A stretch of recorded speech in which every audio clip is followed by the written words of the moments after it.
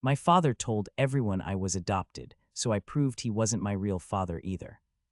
The man I called Dad for 23 years destroyed my entire sense of identity with one cruel sentence at my cousin's wedding reception. He stood there in his cheap rental tuxedo, bourbon heavy on his breath, telling anyone who would listen that I wasn't really his son anyway. The words hit me like a freight train carrying years of suppressed resentment, and suddenly everything about my childhood made perfect sense. I had always wondered why I looked nothing like him or my mother. While they both had dark hair and brown eyes, I inherited blonde hair and green eyes that seemed to come from nowhere. Family photos always looked awkward with me, standing out like a sore thumb among relatives who shared similar features. My mother would brush off my questions with nervous laughter, claiming I took after some distant relative she could never quite name. The wedding reception turned into a nightmare as guests began staring at me with mixtures of pity and curiosity. My uncle pulled me aside and confirmed what I had always suspected deep down. He explained that my mother had been involved with someone else before marrying the man I thought was my father. The timing of my birth had always been questionable, but everyone agreed to keep the secret for the sake of family harmony. That night I drove home in a daze, my mind racing through decades of memories that now felt like lies. Every birthday celebration, every father-son moment, every time he signed my report cards or attended my school events, it all felt tainted by this revelation. I sat in my apartment until dawn, staring at old photo albums and trying to piece together the truth of my existence. The next morning, I called my mother, demanding answers. She broke down immediately, sobbing through confessions about her affair with a coworker 24 years ago. She had never been completely sure about my paternity, but chose to raise me as her husband's son rather than face the scandal of divorce and single motherhood. The man I called Dad had suspected for years, but never confronted the truth until alcohol loosened his tongue at the wedding. I spent the following weeks in a fog of confusion and anger. My entire identity felt like a house of cards that had finally collapsed. Friends and family members called constantly, offering support and explanations, but I couldn't handle their pity or their attempts to rationalize decades of deception. I took time off work and avoided social situations, preferring the solitude of my apartment to the concerned looks of people who had known the truth longer than I had. The turning point came when I discovered a box of old letters in my mother's attic. She had kept correspondence with my biological father for years after I was born, though she claimed they had lost contact completely. Reading through their exchanges revealed a man who had wanted to be part of my life, but was pushed away by circumstances and family pressure. He had moved to another state for work, but continued asking about me through mutual friends. Armed with his full name and last known address, I hired a private investigator to track him down. The process took several weeks, during which I oscillated between excitement and terror about what I might discover. Part of me worried that he might reject me outright, while another part feared he might be a terrible person who would shatter my idealized fantasies about having a real father. The investigator found him living just 2 states away, working as a supervisor at a manufacturing plant and living with his longtime girlfriend. He had never married or had other children, which surprised me given how much time had passed. When I finally worked up the courage to call him, his voice shook with emotion as he confirmed what I already knew about being my biological father. Our first meeting happened at a diner halfway between our cities. I recognized him immediately despite never having seen his photograph. My facial features were clearly inherited from him. He was tall and lean like me, with the same green eyes and similar mannerisms that I had always thought were uniquely mine. We talked for hours over coffee that grew cold as we shared stories and tried to fill in decades of missed time.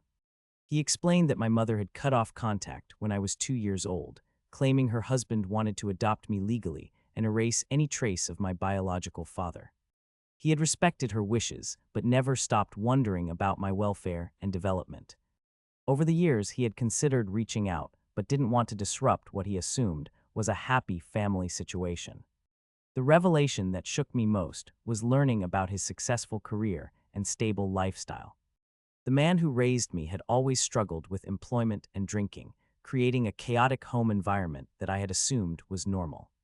My biological father owned his home, maintained steady employment, and had built a comfortable life that could have included me if circumstances had been different.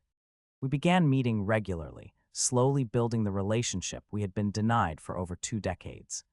He introduced me to his girlfriend, who welcomed me warmly and shared stories about how often he had mentioned wondering about his son. They included me in family gatherings and holiday celebrations, giving me a sense of belonging I had never experienced with my adoptive family. The contrast between my two fathers became increasingly stark as I got to know my biological dad better. While the man who raised me had been emotionally distant and often cruel, my real father showed genuine interest in my life and accomplishments. He asked detailed questions about my education, career goals, and personal relationships without judgment or criticism. Meanwhile, my relationship with my adoptive father deteriorated completely. He made no effort to apologize for his public humiliation or acknowledge the pain his revelation had caused. Instead, he seemed relieved to finally have the truth out in the open and frequently made comments about no longer being responsible for my welfare or behavior. My mother tried desperately to maintain relationships with both men, but her efforts only created more tension and awkwardness. She would call me crying about how the family was falling apart, but I couldn't summon sympathy for someone who had orchestrated such an elaborate deception. Her attempts to justify her choices only reinforced my belief that I had been living a lie for my entire life. The most unexpected twist came when my biological father offered to help me pursue educational opportunities I had abandoned due to financial constraints. Unlike my adoptive father, who had always dismissed my academic interests as impractical, my real dad encouraged me to return to school and offered to provide financial support. His belief in my potential gave me confidence I had never possessed before. I enrolled in a graduate program that fall, finally pursuing the degree I had always wanted but never thought I could afford. My biological father attended my graduation ceremony, beaming with pride as I walked across the stage. The man who had raised me was notably absent, though my mother sat in the audience looking uncomfortable and torn between her loyalties. The contrast in their reactions to my achievement perfectly summarized the difference between these two men. One saw my success as validation of his investment in my future, while the other had always viewed my ambitions as unrealistic dreams that would only lead to disappointment. Having a father who believed in me changed everything about how I saw myself and my possibilities. As months passed, I began to understand that family isn't just about blood relationships or legal documents. The man who raised me had fulfilled his legal obligations, but never provided the emotional support and encouragement that real fathers offer their children. My biological father, despite being absent for decades, immediately stepped into that role once we reconnected. I also discovered that my biological father had other relatives who welcomed me enthusiastically. His sister lived nearby and invited me to family reunions where I met cousins who shared my interests and personality traits. For the first time in my life, I felt like I fit in somewhere instead of being the odd one out at family gatherings. The relationship with my adoptive father reached its final breaking point during a heated argument about my newfound success. He accused me of abandoning the family that had raised me in favor of some stranger who was only interested in me now that I was an adult. His words revealed years of resentment and insecurity that had shaped his treatment of me throughout my childhood. I realized that his cruelty had always stemmed from knowing I wasn't his biological son and resenting the responsibility my mother had forced upon him. Every criticism, every dismissal of my achievements, every comparison to other children had been filtered through his knowledge that I was evidence of his wife's infidelity.